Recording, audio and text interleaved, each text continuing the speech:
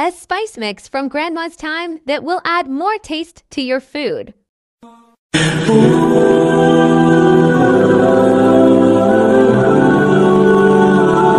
Coriander powder, fenugreek leaves, garam masala, crushed red chili, red chili powder, turmeric powder,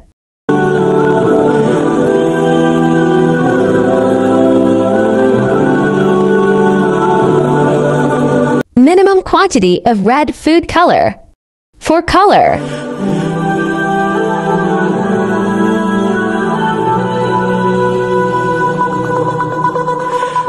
now mix well all ingredients.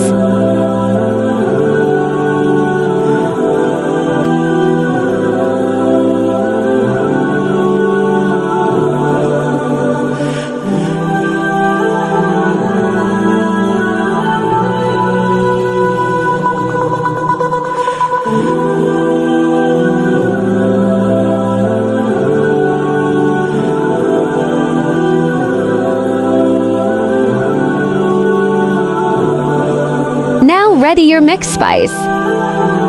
Store it in airtight container for a long time.